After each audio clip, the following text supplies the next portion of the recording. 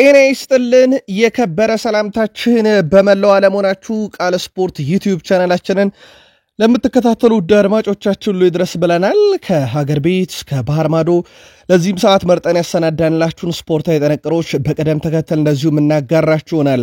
እስከ ፕሮግራማችን ፍጻሜ ቆዩ። ላይክ፣ ሰብስክራይብ፣ ሼር ማድረግ እንዳይረሳ ውድ ቤተሰቦቻችን። የሳምንቱ መጨረሻ ላይ እንገኛለን። የአውሮፓ ትልቅ ሊጎች ፍጻሜያቸውን እያገኙ ይገኛሉ። ዛሬም ቀጥሎ የሚካሄዱ ጨዋታዎች አሉ፣ ነገም ይቀጥላሉ። ትላንትና የዋንጫ አሸናፊዎችን በተለይ በጣሊያን ሴሪ ለይተናል። ሲጠበቅ ነበርም በዋንጫ አሸናፊነትም ደረጃ ናፖሊ በራሱ መወሰን የሚችለውን የጣሊያን ሴሪ ምሽትን በራሱ ወስኖታል። የስኩዴቶን ባለክብር ናፖሊን በተመለከተ ሰፋ ያለ መረጃና የምሽቱ ጨዋታ ላይ አነጋጋሪ ሁነቶችን ለውድ አድማጮቻችን እንደዚሁ በስፋት የምናደርሳችሁናል። በዚህኛውም ጥንቅራችን የተወሰኑ ሀገራዊ መረጃዎችን ይዘንላችኋል። ወደ ቤተሰቦቻችን ታደምጡታላችሁ። ከዛም የምሽቱን ጨዋታዎች እንቃኛለን። በተለይ ስኮት ማክቶሚኔ ለማንቸስተር ዩናይትድ ምን ያህል የሚያስቆጭ ሽያጭ እንደሆነ የተመለከትንበት የጣሊያን ሴሪን ተመለከትን። የናፖሊ የስኩዴቶ ባለክብርን ለአራተኛ ጊዜ ሲያሳኩ የዚህ ተጫዋች ሚና እጅግ በጣም ትልቅ ነበረ። ትላንትና ለአይን የምትማረክ እጅግ በጣም አስደናቂ አክሮባቲክ ግብ አስመለከተን። በዚህ ቡድን ውስጥ ግን ተጨማሪ ሰው ማንሳት ይኖርብናል። አንቶኒዮ ኮንቴ የጣሊያን ሴሪን በሶስት ክለቦች ለሶስተኛ ጊዜ በአጠቃላይ ለአምስተኛ ጊዜ ያሳክተውታል። እሳቸውም በአመት ውስጥ ምርጡ አሰልጣኝ እሳቸው፣ ምርጡ ተጫዋች ስኮት ማክቶሚኔ ሆነው ጨርሰዋል። ለየት ያለው ነገር ግን በዚህ ውድድር ዓመት ላይ የክቫራትስኬሊያን ነው። 2 ሜዳሊያዎችን አግኝቷል። አንድም በጣሊያን ሴሪ ከናፖሊ ጋር፣ ሁለትም በአዲሱ ክለቡ ከፓሪስ ሰን ዠርሜን ጋር ለኳርቲፕር እየታገለ ይገኛል። 4 ዋንጫዎችን ዘንድሮ ማሳካት እንደሚችል ይታወቃል። በዚህኛው ጥንቅራችን ስፔን ላሊጋንም እናነሳለን። ፍጻሜውን ያገኛል። ሰበር መረጃ አለ። የተጠናቀቁ ዝውውሮች አሉ በአውሮፓ መድረክ። በተወዳጁ የእንግሊዝ ፕሪሚየር ሊግ የመረጃ ክፍለ ጊዜያችሁ ውድ ቤተሰቦቻችን የቀድሞ የአንድ ክለብ ሀያል ተጫዋች በአንድ ስቴዲየም ዝር እንዳይል ተደርጓል። ከማንቸስተር ሲቲ ጋር በተያያዘ የዝውውር መረጃ ይዘናል። ቼልሲን ቤት ወጣት ተጫዋቹን እናነሳለን። ከጉዳት ተመልሷል። ቼልሲ ብራዚላዊ ተጫዋችንም ለማስፈረም ጥረት እያደረገ ነው። ሊቨርፑል ሁለተኛውንም ተጫዋች ያገኘው ከባየርን ሌቨርኩሰን ነው። ከጄሬሚ ፍሬምፖንግ ቀጥሎ ሁለተኛው ፈራሚ ፍሎሪያን ዌርዝ ሆኗል። የሊቨርፑል ዝውውርና የሊቨርፑልን ዝውውር የሚዘውሩትን ሪቻርድ ሂውዝን በትልቁ እናነሳለን። ስለ ሊቨርፑል ሁለተኛ ፈራሚም ሰፋ ያለ ተጨማሪ መረጃ ለሊቨርፑል ደጋፊዎች ለሻምፒዮኖቹ እናጋራለን።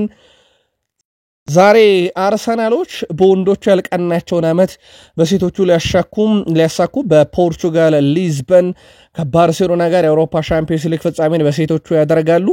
ስለተሰረቀው ዋንጫ አነጋጋሪ መረጃ፣ በአመት 10 ሚሊዮን ፓውንድ አርሰናልን ስለጠየቀው አንድ ዝውውርና በአርሰናል በኩል ከጉዳት ጋር በተያያዘ ተጨማሪ መረጃዎችን ለውድ አድማጮቻችን እናደርሳለን። በዩናይትድ ሲፈረም ሲሰጋም የኖረው ብሩኖ ፈርናንዴስ ክለቡን አይለቅም ይለቃል የሚለው ጉዳይ ነበረ። አሁን ነገሮች ለማንቸስተር ዩናይትድ ውስብስብ ሆነዋል። በእርግጥ ዩናይትዶችም ከዚህ ዝውውር ጀርባ ይሁንታቸው አለ እየተባለ ነው። ለማንኛውም የብሩኖ ፈርናንዴስን ጉዳይ በደንብ እናጠራለን። ዛሬ ሰበር መረጃችን በዩናይትድ በኩል እሱ ነው። ታዲያ በዝውውር መስኮቱ ከማቲያስ ኩንሃ ቀጥሎ ሁለተኛ 10 ቁጥር ፈራሚም መፈላለጋቸው ለዚህ ነው እየተባለ ነው። በዩናይትድ በኩል አዳዲስ ውሳኔዎችንም እየሰማን እንገኛለን። በተለይም በሰር ጂም ራትክሊፍ በኩል ውድ ቤተሰቦቻችን እነኚህና ሌሎች የተመራረጡ ርዕሰ ጉዳዮችን በታላላቅ የአውሮፓ ክለቦች ለእናንተ ውድ አድማጮቻችን እያጋራን ቆይታ ስናደርግ እናንተ ደግሞ እንደ ሁልጊዜው ላይክ እያረጋችሁ አበረታቱን። ሐሳብ አስተያየታችሁን በሐሳብ መስጫ ሳጥናችን ላይ ያጋሩን። በክለቦቻችሁ ዙሪያ አሊያም በፕሮግራማችን ይዘት ልታጋሩን ትችላላችሁ። ከኛ ጋር እስከ ፕሮግራማችን ፍጻሜ ቆዩ። ሀገራዊ ጉዳዮችን እናስቀድም። በኢትዮጵያ ፕሪሚየር ሊግ 31ኛ ሳምንት መርሃ ግብር ኢትዮጵያ ቡና ከሊጉ መሪ ኢትዮጵያ መድን ጋር ያደረጉትን ጨዋታ በማሸነፍ መሪነቱን እንግዲህ የኢትዮጵያ መድንና በቡና መካከል የነበረውን የመሪነት ነጥብ ማጥበብ ችለዋል። ኢትዮጵያ ቡናን አሸናፊ ያደረገች ብቸኛ ግብ ራምኬል ጄምስ ከረፍት በፊት በ43ኛው ደቂቃ ላይ ከመረብ አሳርፏል። ቡናሞቹ 5ኛ ተከታታይ የኢትዮጵያ ፕሪሚየር ሊግ ድላቸውን ማሳካት የቻሉት የሊጉ መሪ ኢትዮጵያ መድን ካለፉት 4 ጨዋታ 6 ነጥቦችን ጥሏል። ኢትዮጵያ ቡና ማሸነፉን ተከትሎም ከኢትዮጵያ መድን ያላቸውን የነጥብ ልዩነትም ወደ 6 ዝቅ አድርገዋል። መሪው ኢትዮጵያ መድን በ60 ነጥብ አንደኛ፣ ኢትዮጵያ ቡና ትላንት ባገኘው ውድ ነጥብ በ54 ነጥብ ወደ ሁለተኛ። እነኚህ ሁለት ክለቦች በቀጣይ ሳምንት በኢትዮጵያ ፕሪሚየር ሊግ 32ኛ ሳምንት ወልዋሎ ዓዲግራት ዩኒቨርሲቲ ከኢትዮጵያ ቡና ሐሙስ፣ ረቡዕ ደግሞ ኢትዮጵያ መድን ከሲዳማ ቡና ጨዋታቸውን የሚያደርግ ይሆናል። ለማስታወስ ያክል ትላንትና በአርባ ምንጭ ከተማና በወልዋሎ ዓዲግራት ዩኒቨርሲቲ መካከል የነበረው ጨዋታ 1-1 በሆናቸው ውጤት ተጠናቋል። የወልዋሎ ዓዲግራት ዩኒቨርሲቲ ግብ ናትናኤል ሰለሞን እንደዚሁ ለአርባ ምንጭ ከተማ ታምራት እያሱ ግብ አስቆጥረው ነው 1-1 የተጠናቀቀው።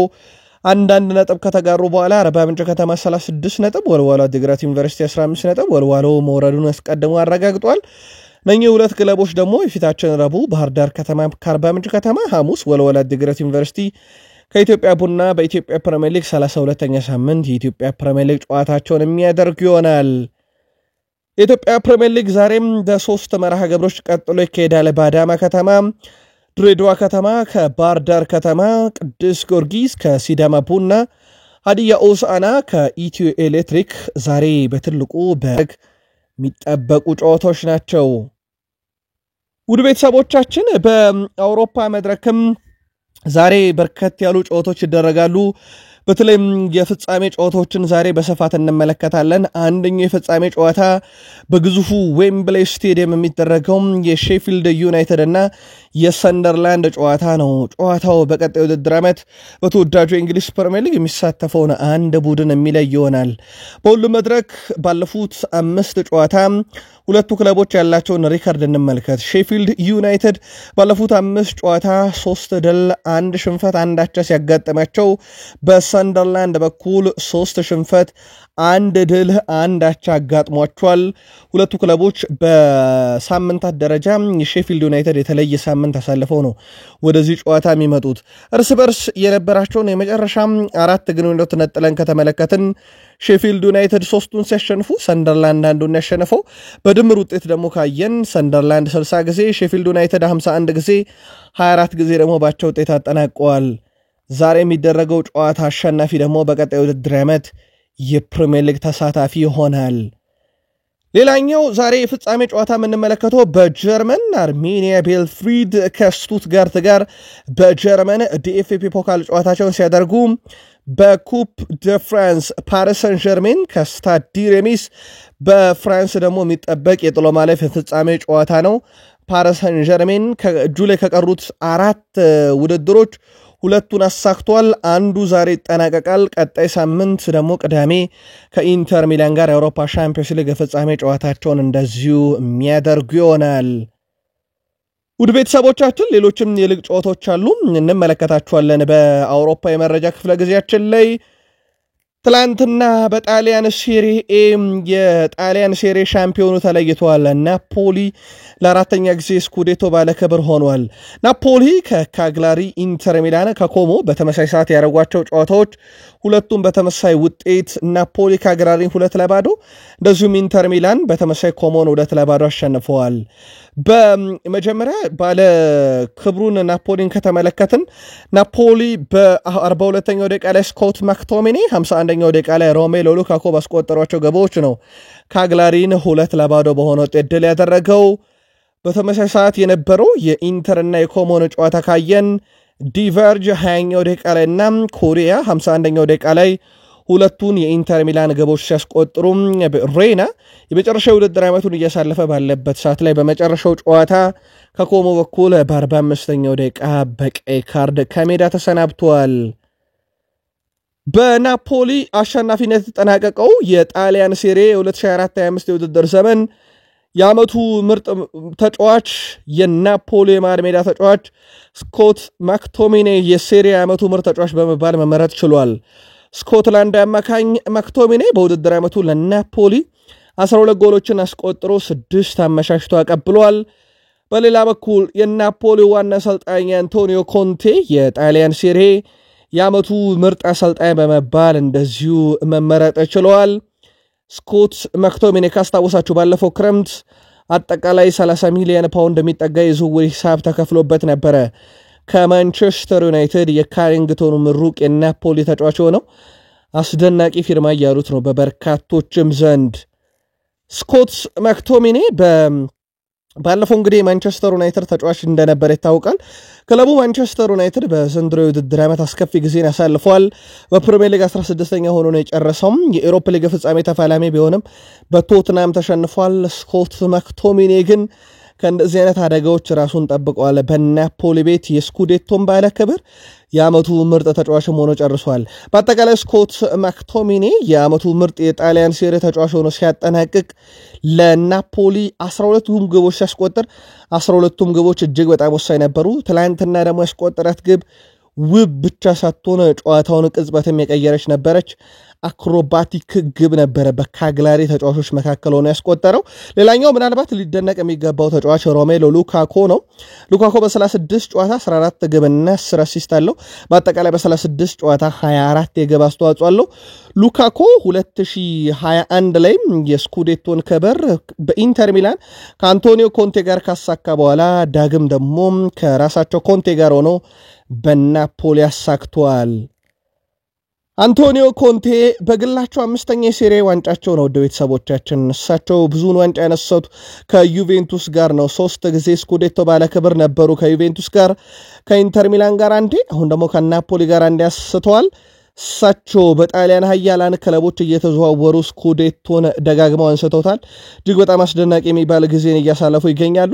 አንቶኒዮ ኮንቴም በ3 የተለያዩ ክለቦች ማለትም በዩቬንቱስ፣ ኢንተር ሚላን፣ ናፖሊ ስኩዴቶን ያሸነፍም የመጀመሪያው አሰልጣኝ እንደዚሁ መሆን የቻሉበት አጋጣሚ ተፈጥሯል። ለእሳቸው ይህ ልዩ አጋጣሚ ነው። በተለይም ደግሞ እንደ ጥንካሬ ልናነሳላቸው የሚገባው ወደ ቤተሰቦቻችን በዚህ ውድድር ዓመት ከቫራታስኬሊያን ያጡት በዓመቱ አጋማሽ ነው። ውድድሩ ሳይጠናቀቅ እንግዲህ ወሳኙን ተጫዋቻቸውን መተካት በማይችሉ ሰዓት አጡት። ዓመቱ ሲጀመር ደግሞ የቡድኑን ቁልፍ ተጫዋች ቪክተር ኦስሜንን አሰናብተው ነው ዓመቱን የጀመሩትና እንደዚህ አይነት ከዋክብቶችን ለቀው ግን ባለክብር ሆነዋል። በሴሪ ታሪክም በጣም ስኬታማ የሚባሉ አሰልጣኞች ውስጥ ጆቫኒ ትራፓቶኒ ናቸው። 7 ጊዜ የስኩዴቶ ባለክብር ናቸው። ማሲሚሊያኖ አሌግሪ 6 ጊዜ አሳክተውታል። ፋቪዮ ካፔሎ 5፣ ማርሴሎ ፔሊ 5፣ እንደዚሁም ደግሞ አንቶኒዮ ኮንቴ 5ኛው ደርሰዋልና በጣሊያን ታሪክ በርካታ ዋንጫዎችን በማንሳት 3ኛው አሰልጣኝ መሆን የቻሉበትም ነው።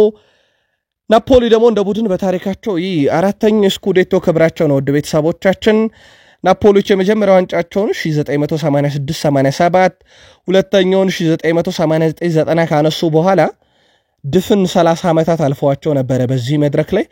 በኋላም ላይ በቪክተር ኦስሜን በከቫራታስኬሊያን እየተመሩ 2022-23 የውድድር ዓመት ዋንጫውን አነሱም። ከዛ በኋላ በ3 ዓመት ውስጥ ለሁለተኛ ጊዜ ዘንድሮ የስኩዴቶ ባለክብር እንደዚሁ መሆን ችለዋል። ከቫራታስኬሊያን የፍራንስ ሊጋና የጣሊያን ሴሪ አሸናፊ መሆኑ ተረጋግጧል። በአንድ የውድድር ዓመት እንደሚታወቀው ዓመቱን ሙሉ በናፖሊ ጨርሳል ተብሎ ነበረ ሲጠበቅ የነበረው። በዚህም በናፖሊ ቡድኑ ስሙ ተካቶም እስከዚህ ሰዓት ድረስ አለ። በተሳትፎም ደረጃ በዓመቱ አጋማሽ ድረስ ተሳትፏል። በሁለተኛው አጋማሽ ደግሞ በሲዝኑ ያሳለፈው በፓሪስ ሰን ዠርሜን ነው። በዛ ቡድን ውስጥ የራሱን የግል አስተዋጽኦ አድርጓል። ሁለቱንም ሜዳሊያ ይረከባል። ይህ ሌላኛው አጋጣሚ ነው። ምናልባት አንቶኒ የማንቸስተር ዩናይትድ ተጫዋች ዩናይትድ የኤሮፓ ሊጉን አሳክቶ ቢሆንና በቀጣይ እሱ የኮንፈረንስ ሊግ ዋንጫን ቢያሳካ 2 ሜዳሊያን ያገኘ የመጀመሪያው ተጫዋች ይሆን ነበረ። በዚሁ የናፖሊ መረጃ ለመጠቅለል ኬቨን ደብሮይናን ለማስፈረም የሚደረገው ጥረት እንደቀጠለ ነው። በርከት ያሉ የጣሊያን የመገናኛ ብዙሃን የዚህ ተጫዋች ዝውውር የመጠናቀቁ ነገር ከፍ ያለ ነው እያሉ ነው። እስካሁን በኬቨን ደብሮይና በኩል ግን በዚህ ዝውውር የተባለ ነገር የለም። ዛሬ 2 ጨዋታዎች በጣሊያን ሴሪ 38ኛ ሳምንት መርሃ ግብር ሲደረግ ቦሎኛ ከጄኖዋ፣ ኤስ ሚላን ከሞንዛ የሚያደርጓቸው ጨዋታዎች ደግሞ እንደዚሁ በትልቁ የሚጠበቁ ናቸው። በስፔን ላሊጋ ደግሞ ሪያል ቤት ለሩቡ ጨዋታ በቂ ጊዜ እንዲያገኝ የጣሊያን ሴሪ ጨዋታ ወደ ትላንት ተሸጋሽጎለት ነበረ። በዚህ መሰረት ሪያል ቤት ከቫሌንሺያ ጨዋታቸውን አድርገው ነበረ። ሪያል ቤት በአንቶኒ 40ኛ ደቂቃ ግብ ይመራ ነበረ። ከረፍት በኋላ ግን ሚር ለቫሌንሺያ 75ኛው ደቂቃ ላይ ግብ አስቆጥሮ ጨዋታው 1-1 በሆናቸው ውጤት ተጠናቋል። አንቶኒ በጥር የዝውውር መስኮት ሪያል ቤትን ከተቀላቀለ በኋላ 14ኛ የግብ አስተዋጽኦ ሲሆን 9 ግብ 5 አሲስቶች ላይ እንደዚሁ መድረስ ችሏል። የስፔን ላሊጋም ዛሬም በ38ኛና የመጨረሻ ሳምንት ጨዋታ ቀጥሎ ይካሄዳል። ሪያል ማድሪድ ከሪያል ሶሴዳድ፣ ሌጋኝስ ከሪያል ቫያዶሊድ፣ እንደዚሁ የስፓኞል ከላስ ፓልማስ ይጫወታሉ። ሪዮ ቫይካኖ ከማሎርካ፣ ዲፖርቲቮ አላቬስ ከኦሳሱና እና ሄታፌ ከሴልታ ቪጎም ዛሬ በስፔን ላሊጋ የመጨረሻ ሳምንት የሚደረጉ እንደዚሁ ተጠባቂ መርሃ ግብሮች ናቸው።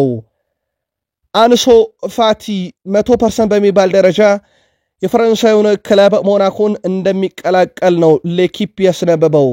ከባርሴሎና ጋር በአመቱ መጨረሻ የሚለያየው አንሱ ፋቲም 10 ቁጥር መለያን በቀጣዩ ውድድር ዓመት እንግዲህ የቡድኑ ኮከብ ተጫዋች ላሚን ያማል እንደሚለብስ ተረጋግጧል።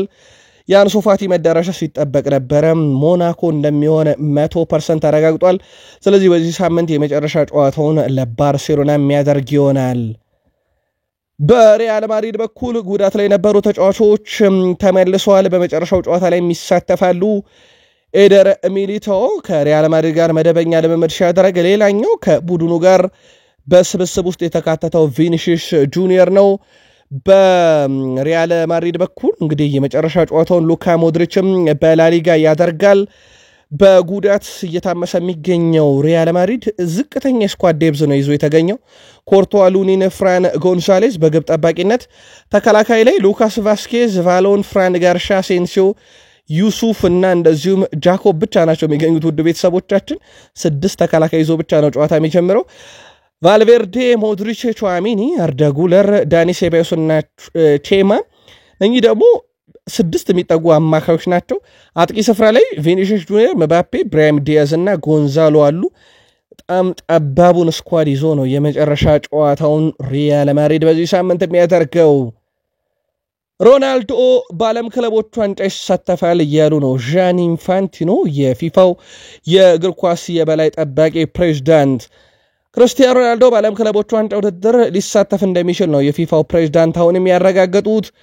ዣኒ ኢንፋንቲኖ በንግግራቸውም ክርስቲያኖ ሮናልዶ በዓለም ክለቦች ዋንጫ ውድድር የሚሳተፍበት እድል እንዳለ ሲናገሩ ተደምጠዋል። አክለውም አስቡት ሮናልዶ ከሊዮኔል ሜሲ ጋር በአንድ ቡድን ቢጫወቱ ይህ ጥሩ ሊሆን ይችላል ብለው ፍላጎታቸውን ተናግረዋል። በተለይ የዓለም ክለቦች ዋንጫ በመላው ዓለም ተቀባይነት እንዲያገኝ ለሳቸው ይህ ጥሩ አጋጣሚ ነው። ፖርቹጋላዊ ተጫዋች ክርስቲያኖ ሮናልዶ በዓለም ክለቦች ዋንጫ ውድድር ለመሳተፍ አልናስርን በመልቀቅ ለውድድሩ ያለፈ ክለብ መቀላቀል ይኖርበታል።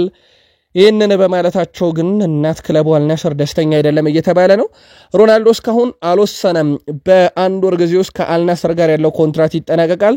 መዳረሻው ይፋ ባልተደረገበት በዚህ ሰዓት ላይ እሳቸው ግን ለኢንተር ማያሚ ፈርሞ ከሜሲ ጋር በአንድ መለያ በዓለም ክለቦች ዋንጫ እንደው ቢጫወቱልኝ ነገር እያሉ ነው ዣኒ ኢንፋንቲኖ። የእሳቸውን ተማጽኖና በገደምዳሜው ለአንድ ክለብ ይጫወቱ ያሉትን ነገር ግን እንዴት አገኛችሁት? መልከታችሁን አጋሩን። በስተመጨረሻም ጆናታን ታህ ባየር ሌቨርኩሰንን ለቆ የባየር ሙኒክ ተጫዋች መሆኑ ተረጋግጧል። ስሙ ከበርካታ ክለቦች ቢነሳም በስተመጨረሻም ጀርመናዊ ተከላካይ የረጅም ጊዜ ኮንትራት በባየር ሙኒክ ለመፈረም ነው የተስማማው። በአመቱ መጨረሻም ከኮንትራት ነፃ የሚሆነው ይህ ተጫዋች መዳረሻው ሲጠበቅ ነበረ። ባየር ሌቨርኩሰኖችም ከባየር ሙኒክ ጋር እንግዲህ በዓለም ክለቦች ዋንጫ የመሳተፉን ነገር ግን የተወሰኑ ስምምነቶች ያስፈልጋሉ እየተባለ ነው። ባየር ሙኒኮችም ለማሳመን ጥረት እያደረጉ ነው። ብዙም ፈታኝ አይደለም እየተባለ ነው። በስተመጨረሻም ግን ጆናታን ታህ የባየር ሙኒክን ተጫዋች ሆነዋል። በሌላ በኩል ባየር ሙኒክን 30 ሚሊዮን ዩሮ ለኪንግስሊ ኮማን መድበዋል። ይህ ተጫዋች በእንግሊዝ ፕሪሚየር ሊግና በሳዑዲ አረቢያ ክለቦች እየተፈለገ ነው የሚሉ መረጃዎች በስፋት እየወጡ ነበረ። ነገር ግን እስከዚህ ሰዓት ድረስ አንድም የፕሪሚየር ሊግም የሳዑዲ አረቢያ ክለብም ለባየር ሙኒክ ለተጫዋቹም ይፋዊ ጥያቄን አላቀረቡም። ነገር ግን በባየር ሙኒክ በኩል ፈላጊ ክለብ ካለ 30 ሚሊዮን ፓውንድ አካባቢ ለዝውውሩ መበጀታቸውን ይፋ የተደረገው። ውድ ቤተሰቦቻችን ቃል ስፖርት ዩቲዩብ ቻናላችን ላይ ትገኛላችሁ። ከሀገር ቤት እስከ ባህር ማዶ የተመራረጡ ስፖርታዊ ጥንቅሮችን እያጋራናችሁ እንገኛለን። ከተወዳጁ የእንግሊዝ ፕሪሚየር ሊግ ታላላቅ ክለቦች ብቻ ወዳገኘናቸው ተጨማሪ ስፖርታዊ ጥንቅሮች እንሻገር። በድጋሜ ከቃል ስፖርት ዩቲዩብ ቻናላችን ጋር መልካም ቆይታ ተመኘን። ላይክ፣ ሰብስክራይብ እና ሼር ማድረግ እንዳይረሳ። ጄሚ ቫርዲ ሪያል ማድሪድንም ባርሴሎናንም በተቃራኒ ሊገጥም ይችላል። ምክንያቱ ደግሞ በአመቱ መጨረሻም ከኮንትራት ነፃ ሲሆን እሱን ለማስፈረም ፍላጎት ካላቸው ክለቦች ውስጥ አንደኛው ቫሌንሺያ ሆኗል። ቫሌንሺያ በቀጣይ በነፃ ወኪል የሚገኘውን ጄሚ ቫርዲን የቡድኑ አጥቂ ማድረግ ይፈልጋሉ። ዝውውሩ የሚሳካ ከሆነ ደግሞ ታማኙ የሌስተር ሲቲ ተጫዋች የነበረው በተለይም በፕሪሚየር ሊግ ባለክብር ያደረጋቸው በፕሪሚየር ሊግ ታማኙ አጥቂ በእግር ኳስ ሕይወቱም እንደ ሌስተር ሲቲ ውለታ ያለብኝ ማንም የለም የሚለው ሰው እንግዲህ በአመቱ መጨረሻ በነፃ ሲለያይ ከቫሌንሺያ ጋር የመቀላቀል ዕድሉ ወይም ወደ ቫሌንሺያ የማቅናት ዕድሉ ሰፊ ነው እየተባለ ነው። ያሚውን ከሆነ ደግሞ ባርሳንም ሪያል ማድሪድን በተቃራኒው የሚገጥም ይሆናል። ቶትናሞች በቀጣዩ ውድድር ዓመት በአውሮፓ ሻምፒዮንስ ሊግ መሳተፋቸውን እንደ ምክንያት ተጠቅመው በርካታ ዝውውሮችን ማድረግ ይፈልጋሉ። በእርግጥ ክሪስታል ፓላስ የኤፍኤ ካፕ ባለክብር መሆኑን ተከትሎ በቀጥታ በኤሮፓ ሊግ ተሳታፊ ነው። ስለዚህ የአውሮፓ መድረክ ተሳታፊ ነው። ነገር ግን ቶትናም የአውሮፓ ሻምፒዮንስ ሊግ ተሳታፊ መሆናቸውን እንዳጋጣሚ ተጠቅመው ማርክ ጉይን የግላቸው ለማድረግ በቀጣይም እንደ አማራጭ እየተጠቀሙ ነው ተብሏል። ጊቭ ሚ ስፖርትም መረጃውን በፊት ገጹ ላይ ይዞት ወጥቷል። የሰሜን ለንደኑ ክለብ ቶትናም ዋና አሰልጣኝ አንሄ ፖስቴኮግሉ ቀጣይ ዓመት የበለጠ ስኬታማ ይሆናል ሲሉ ለደጋፊው ቃል ገብተዋል። እናንተም አታምኑኝም፣ ግን አንድ ነገር ተናግሬ ልሂድ ያሉት ፖስቴኮግሉ ቀጥሎም 3ኛ ዓመት ከሁለተኛው ዓመት ደግሞ የተሻለ ነው ብለዋል። ካስታወሳችሁ ይህ ዓመት ሲጀመር ለሳቸው ሁለተኛ ዓመት ነበረ። ሁሌም በሁለተኛ ዓመቴ ዋንጫ አነሳለሁ ብለው ዋንጫ አንስተዋል። 3ኛው ከዚህ የተሻለ ነው እያሉ ነው። አሰልጣኝ ሃኔ ፖስቴኮግሉ በዓመቱ መጀመሪያ በሁለተኛ ዓመቴ ዋንጫ አሸንፋለሁ ብለው ማሳካታቸው አይዘነጋም።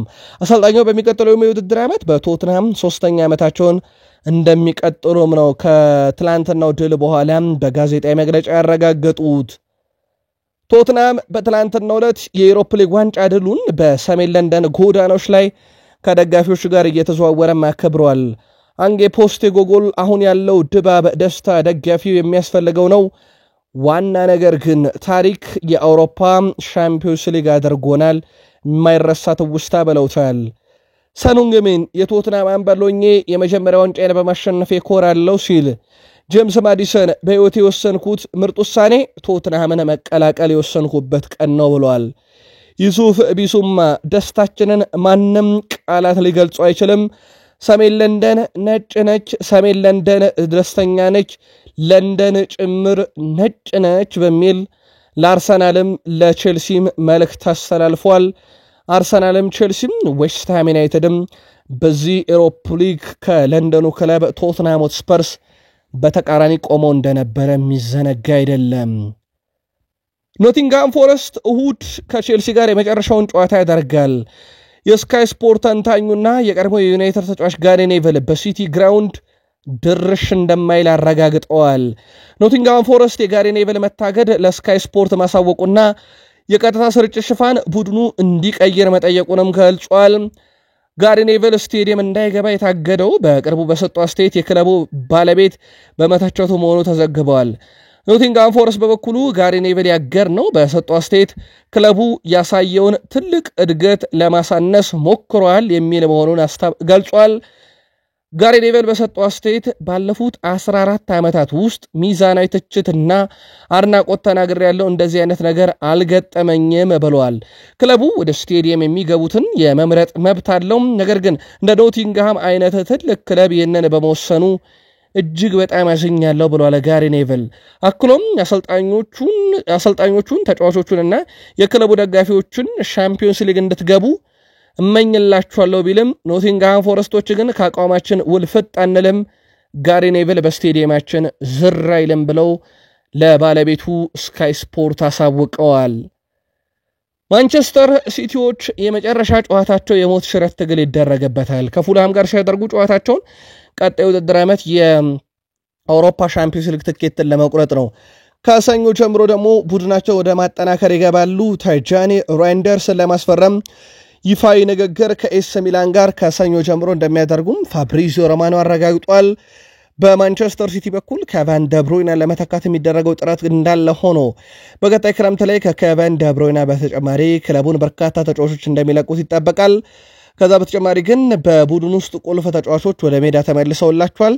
በፉልሃሙ ጨዋታ ላይ የቡድኑ ቁልፍ ተጫዋችን በተመለከተ በተለይም ከጉዳት የተመለሰላቸውን ተጫዋች ሮድሪን በተመለከተ ከጉዳት በቅርቡ ስለተመለሰ በዋናው ቡድን ከተጠባባቂ ወንበር ይጀምራል እንጂ በቀጥታ በዋናው ቡድን ላይ በዚህ ሳምንት በሚደረግ ጨዋታን እንደማይሰለፍም ነው አሰልጣኝ ጆሴፍ ፔፕ ጋርዲዮላ ያረጋገጡት። ወጣቱ የቼልሲ አጥቂ ማርክ ጉዌ ከረጅም ጊዜ ጉዳት በኋላ በዚህ ሳምንት መጨረሻም ከኖቲንጋም ፎረስት ጋር በሚደረገው ጨዋታ ስብስብ ውስጥ መመለሱ ተረጋግጧል። ለጨዋታም ዝግጁ ነው ተብሏል። በዚሁ አጋጣሚ ቼልሲ በሳምንቱ አጋማሽ ሮብ ሪያል ቤትስን በሚገጥመው የኮንፈረንስ ሊግ የፍጻሜ ጨዋታ ላይ ክለቡን መወከል ሲችል በተጨማሪም በዓለም ክለቦች ዋንጫም የቼልሲን ስብስብን እንግዲህ እንደሚቀላቀል ተረጋግጧል።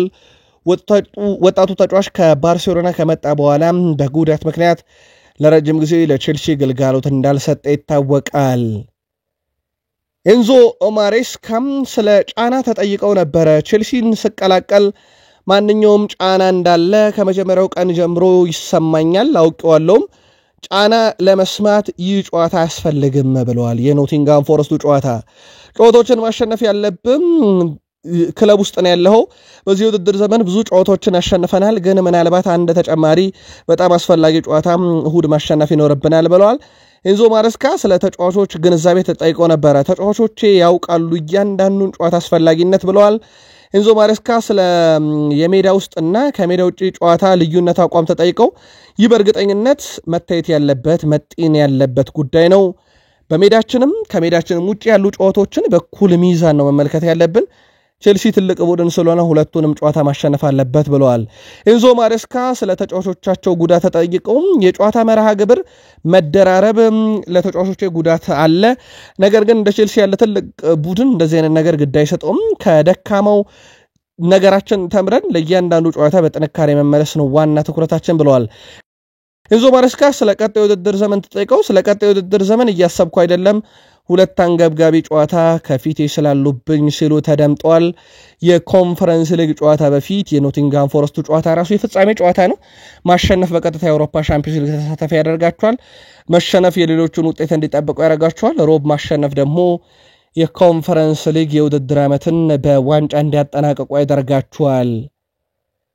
ሊቨርፑል ለፍሎሪያን ዊርትዝ ዝውውር ከባየር ሌቨርኩሰን መደበኛ ጥያቄ አድርጎ ውይይቱ ቀጥሏል። ውድ ቤተሰቦቻችን ከተጫዋቹ አረንጓዴ መብራትን አግኝቷል። ፍሎሪያን ዊርትዝ ሁለተኛው የሊቨርፑል ተጫዋችም ሊሆን ሰዓታት ብቻ ቀርቶታል። እንደ ፋብሪዚዮ ሮማኖ ዘገባ ከሆነ እንደሚታወቀውም ተጫዋቹ የባየር ሙኒክን ጥያቄ ውድቅ አድርጎ ሊቨርፑል እንደሚቀላቀል የምሽት መረጃችን ላይ ለሊቨርፑል ደጋፊዎች በሰበር አድርሰናችሁ ነበረ። በዚህ ዝውውር ላይ ሪቻርድ ሂውዝ ትልቁን ስራ መስራታቸውን ነው ፋብሪዚዮ ሮማኖ ያረጋገጠው። ፍሎሪያን ዊርትዝ በባየር ሌቨርኩሰን ቤት 196 ጨዋታ አድርጎ 57 ግብና 62 አሲስቶች ያሉት ፍሎሪያን ዊርትዝ በዚህ ውድድር ዓመት ደግሞ በአጠቃላይ በሁሉም ውድድሮች ለባየር ሌቨርኩሰን 45 ጨዋታን አድርጎ 16 ግብ 14 አሲስት 30 የግብ አስተዋጽኦ አለው። ገና 22 ዓመቱ ነው። የ10 ቁጥር ሚናን በትክክል ወስዶ መጫወት የሚችል በጣም አስደናቂ ጀርመናዊ ተጫዋች ነው።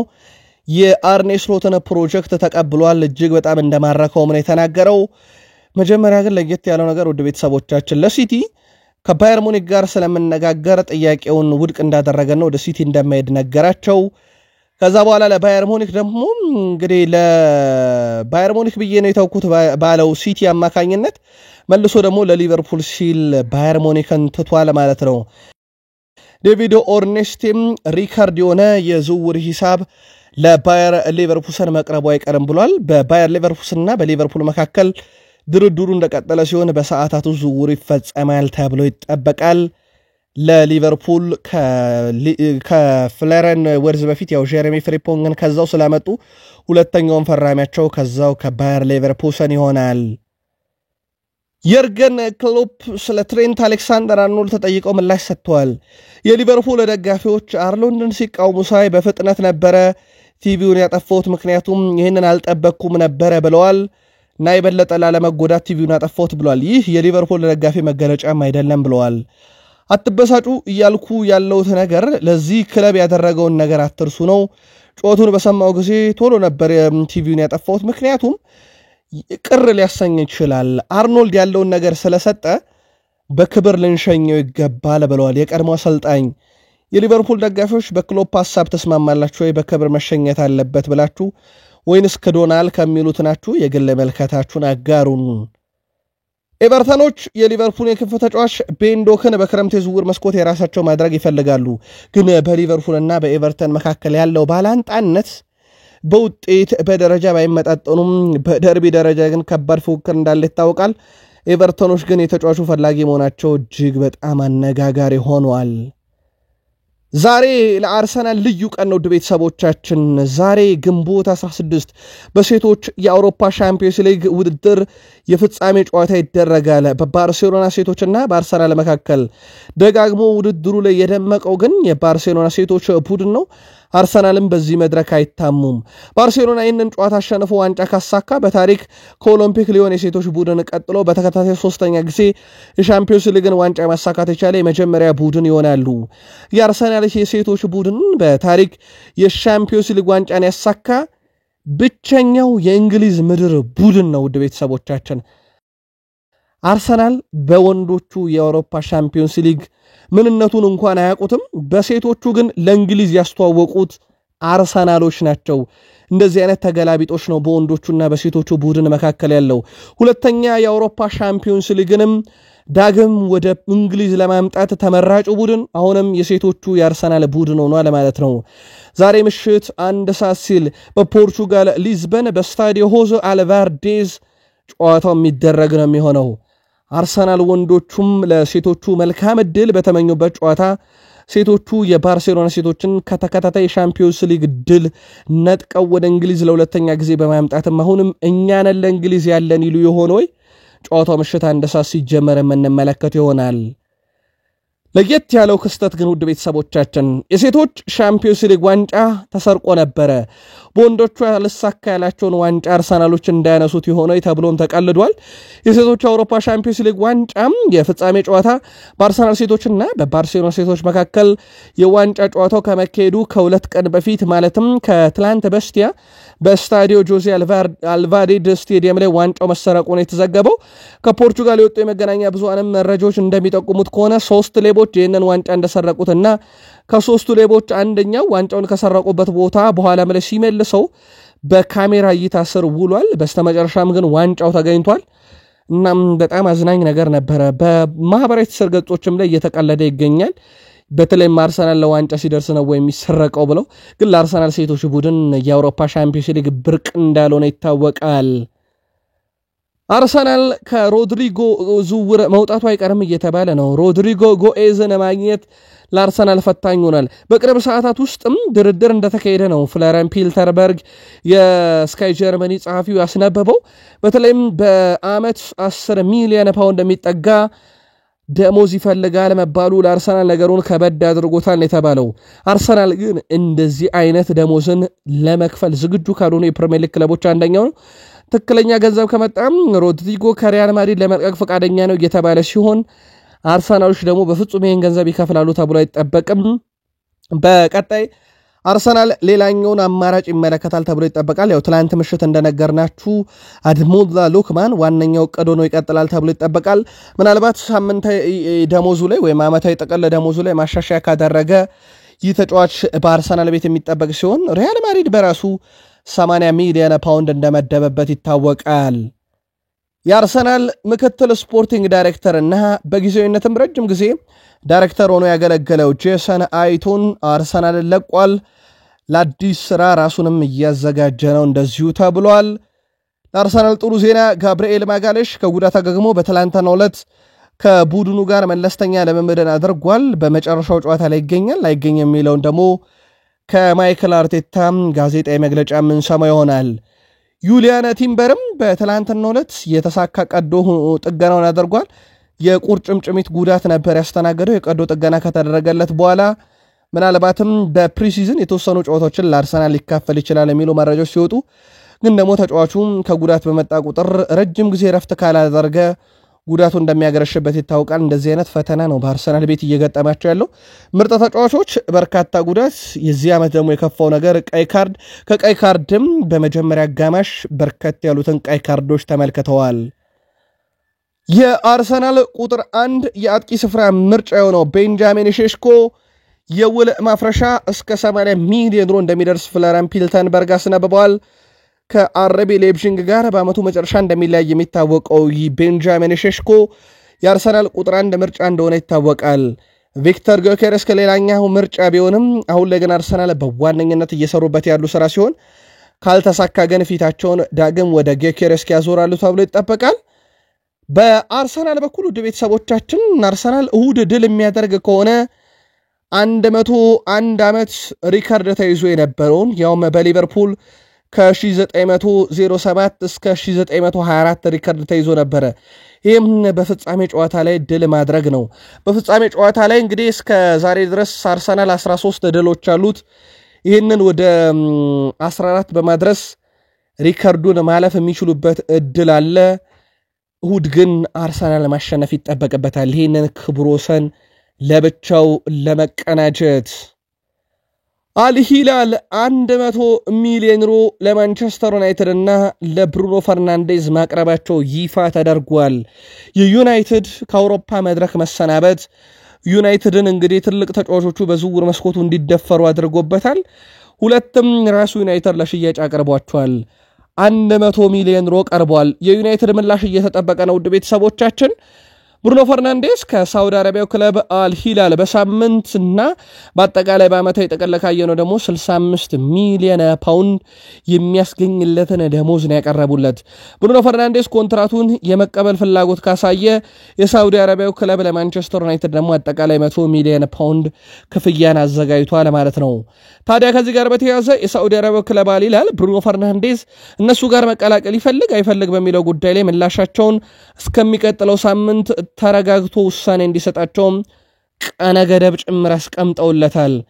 ማንቸስተር ዩናይትድ ምን ይወስናል የሚለው ደግሞ በቀጣይ የሚጠበቅ ነው የሚሆነው።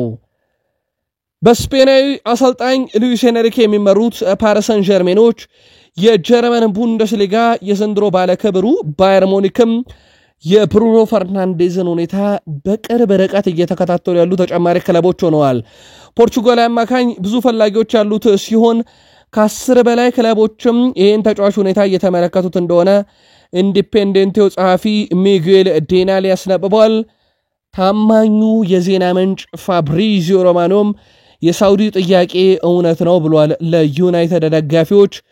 ታዲያ 10 ተጨማሪ ፈላጊዎች ሲደመር የሳውዲ ፕሮሊግ ብሩኖ ፈርናንዴዝ ፊት ቆመዋል። የተጫዋቹ የመጨረሻ ውሳኔ እስከዚህ ሰዓት ድረስ እርግጥ አይደለም። በተለይ ማንቸስተር ዩናይትድ በርከት ያሉ የቡድኑን ተጫዋቾች ለመልቀቅ ፈቃደኛ ከሆነ በኋላ ማለት ነው። አዲስ ነገር በዚህ ጉዳይ ከሰሞኑ ልንሰማ እንችላለን።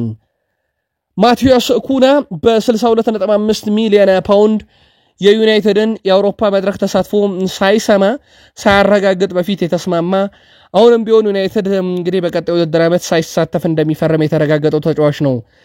ከአስቶን ቪላ ጨዋታ በኋላ ማንቸስተር ዩናይትድ በይፋ ይሄንን ዝውውር እንደሚጨርስም ነው እንደዚሁ የተረጋገጠው። የተጫዋቹና እንደዚሁም የማንቸስተር ዩናይትድ የግል ስምምነት ቆየት ያለ ነው። በቅርቡ ደግሞ ከክለብ ወልፍስ ጋርም በ62.5 ሚሊዮን ፓውንድ በክፍያ ጉዳይ ከስምምነት እንደደረሱ ይታወቃል። ማንቸስተር ዩናይትድ በኤሮፓ ሊግ ካጋጠመው ሽንፈት በኋላ እንግዲህ በየትኛውም ተጫዋች ላይ ቀረበን ገንዘብ መስማት በሚል ጉዳይ ላይ ክለቡ ከውሳኔ እንደደረሰ ሲታወቅ ውሳኔው የአሰልጣኝ ሩበን አሞሪም ሳይሆን የክለቡ ባለቤት መሆኑ ተረጋግጧል። ሁሉንም ተጫዋቾች ለገበያ ማቅረብ በዚህ ሲስተም የዩናይትድ አለቆች በዚህ ክረምት እያንዳንዱን ተጫዋች ለገበያ የሚያቀርቡ ሲሆን ለነሱ የሚመጡ ድርድሮችንም ለማድመጥ ዝግጁ ናቸው። ካፒቴኑ ብሩኖ ፈርናንዴዝ ዩስ መኖሩ ነበር ክለቦች እንዲረባረቡ ያደረጋቸው።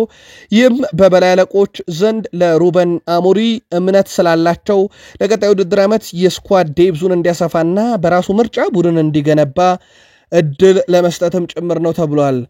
ታዲያ እንደ ብሩኖ ፈርናንዴዝ ያለን ተጫዋች ለጨረታ ማቅረብ ምናልባት ለሌሎች ተጫዋቾች ገበያውን ለመሳብ ካለ ሁኔታ አንጻር ወይንስ ዩናይትዶች እውነት እንዳሉት ለብሩኖ ፈርናንዴዝ የመጣ ጥያቄ ሁሉ ይቀበላሉ የሚለው ደግሞ በቀጣይ የሚጠበቅ ሲሆን በርካታ የዩናይትድ ደጋፊዎች ግን የብሩኖን ስልበት መስማት አይፈልጉም።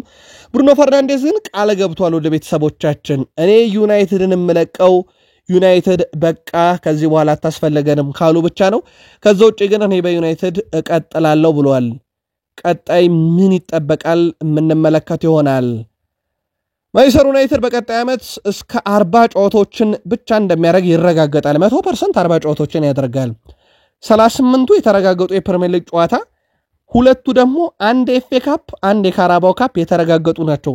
ስለዚህ በካራባው ካፕ እና በኤፍኤ ካፕ እንግዲህ ወደ ቀጣዩ ዙሮች ባለፈ ቁጥር የጨዋታው ብዛት ይቀጥላል። ነገር ግን የተረጋገጠ ጨዋታ የሚያደርገው 40 ብቻ ነው። በፕሪሚየር ሊግ 38 በካራባው ካፕ እንግዲህ ከደረሰ 6 በኤፍኤ ካፕ እስከ ፍጻሜ ከደረሰ 5 በአጠቃላይ 49 ጨዋታን ደግሞ እንደዚሁ ሊያደርግ ይችላል ማንቸስተር ዩናይትድ ከተሳካለት። ዘንድሮ በሊጉ 38 ጨዋታ፣ በኤፍኤ ካፕ 3 ጨዋታ፣ በካራባው ካፕ 3 ጨዋታ፣ በኤሮፓ ሊግ 15 ጨዋታ በአጠቃላይ 59 ጨዋታ ሲሆን ከዘንድሮ የውድድር ዓመት የሚቀጥለው የውድድር ዓመት በ10 ጨዋታ ገደማ እንደዚሁ የሚያንስ ይሆናል። ጋብሪኤል ቢያንኬሪ ከካናዳ ብሔራዊ ቡድን የቀረበለትን ጥያቄ ተቀብሏል። በክረምቱ የካናዳ ብሔራዊ ቡድን ካምፕም ይቀላቀላል ተብሎ ይጠበቃል። እኛ ቃል ስፖርት ዩቲዩብ ቻናሎች የዚህን ተጫዋች ጉዳይም ባለፈው ዓመት እናስታውሳለን ለዩናይትድ ደጋፊዎች ስሙን እንዳትረሱት ብለናችሁ ነበረ። በጣም አስደናቂ ተጫዋች ነው።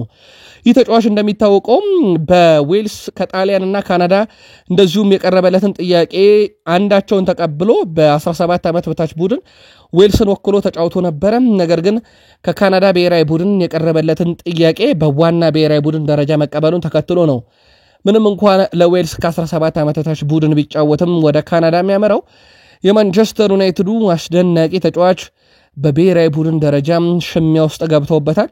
ድንቅ ተጫዋች ነው። በቀጣይ በሩበን አሞሪም ዋናው ቡድን ውስጥም በጥቂት ዓመታት ውስጥ እናየዋለን ተብሎ ይጠበቃል። ዛሬ በኢትዮጵያ ፕሪሚየር ሊግ ድሬዳዋ ከተማ ከባህር ዳር ከተማ ጠዋት 3:30 ይጀምራል። 9 ሰዓት ላይ ቅዱስ ጊዮርጊስ ከሲዳማ ቡና፣ 12 ሰዓት ላይ ሀዲያ ሆሳዕና ከኢትዮ ኤሌክትሪክ ይጫወታሉ።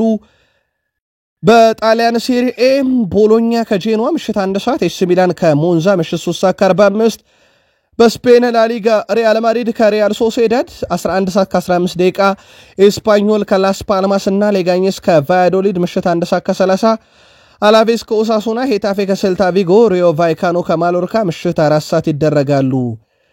ትላንት በኢትዮጵያ ፕሪሚየር ሊግ ወልዋሎ ዓዲግራት ዩኒቨርሲቲ ከአርባ ምንጭ ከተማ 1-1፣ ኢትዮጵያ ቡና ኢትዮጵያ መድንን 1-0፣ በስፔን ላሊጋ ሪያል ቤቲስ ከቫሌንሻ 1-1፣ በጣሊያን ሴሪያ ኢንተር ኮሞን 2-0፣ ናፖሊ ካግላሪን 2-0 በተመሳሳይ ካሸነፉ በኋላ የ2024-25 የውድድር ዓመት የጣሊያን ሴሪያ የስኩዴቶ ባለክብር የአንቶኒዮ ኮንቴው ቡድን ናፖሊ በመሆን ተጠናቋል።